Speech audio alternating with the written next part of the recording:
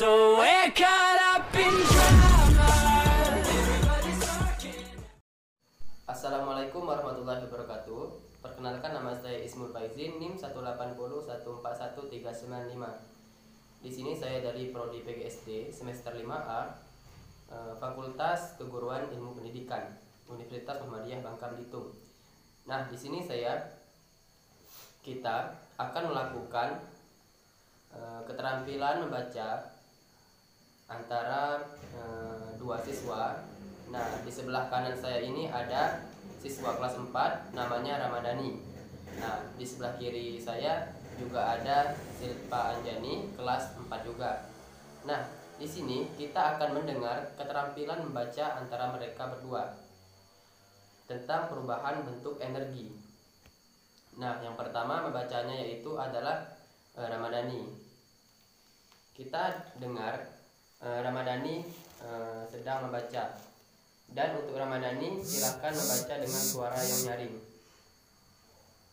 Energi adalah kemampuan suatu benda melakukan usaha atau kerja. Energi merupakan bagian dari suatu benda sesuai dengan hukum kekekalan energi. Energi tidak dapat dimusnahkan atau diciptakan. Meskipun demikian, energi dapat berubah bentuk menjadi energi yang lain. Suatu benda dapat dikatakan memiliki energi jika benda tersebut mempunyai kemampuan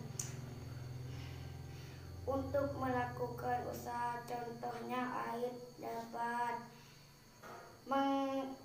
menggerakkan kincir. Air dapat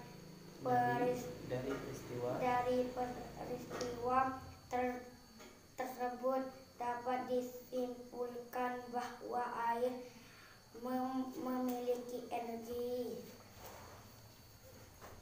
Nah, kita selanjutnya akan mendengarkan keterampilan membaca oleh Silvia Anjani. Kepada Silvia Anjani dipersilahkan membacanya dengan suara nyaring. Perubahan bentuk energi. Energi adalah kemampuan suatu benda melakukan usaha untuk kerja. Energi merupakan bagian dari suatu benda. Suatu dengan hukum kekekalan. Energi tidak dapat dimusnahkan atau diciptakan. Meskipun demikian, energi dapat berubah bentuk menjadi energi yang lain. Suatu benda dapat dikatakan mempunyai energi jika benda tersebut mempunyai kemampuan untuk melakukan usaha. Contohnya, air dapat menggerakkan kincir air. Dari peristiwa tersebut dapat disimpulkan bahwa air memiliki energi. Nah, kita sudah mendengarkan dari Ramadhani maupun Silpa Anjani dengan keterampilan membaca yang mereka miliki. Nah, di antara mereka memiliki perbedaan, sedangkan Ramadhani membacanya lumayan lancar. Nah, terkadang Ramadhani ini membacanya agak tersendat-sendat atau macet-macet.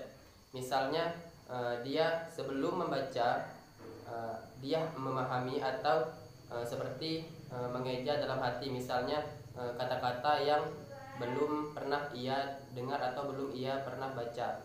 Nah, selanjutnya Silpa Anjani dia juga cukup lumayan lancar dalam membacanya. Hanya saja dia juga seperti Ramadhani tadi, kesalahannya dia juga memiliki kesalahan yang sama, yaitu misalnya kata-kata yang belum pernah ia dengar atau yang belum ia baca, ia memahami atau membaca dalam hati ia sendiri.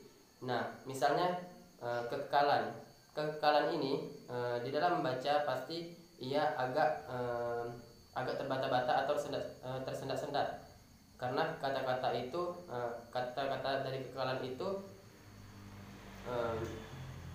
tidak mudah diucapkan, seperti misalnya energi, karena energi itu sudah pernah kita dengar atau sudah pernah emang kita dengar dalam kehidupan sehari-hari.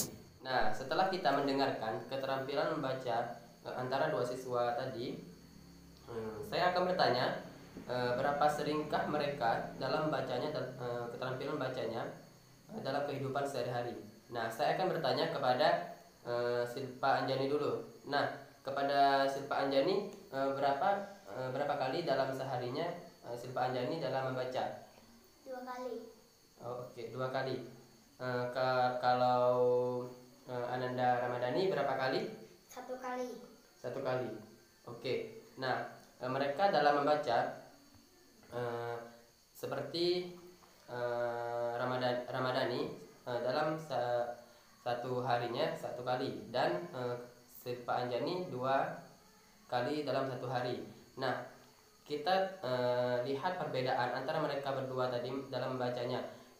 Yang tadi yang Ramadhani cukup lancar, dan yang Silpa Anjani lumayan lancar dalam membacanya.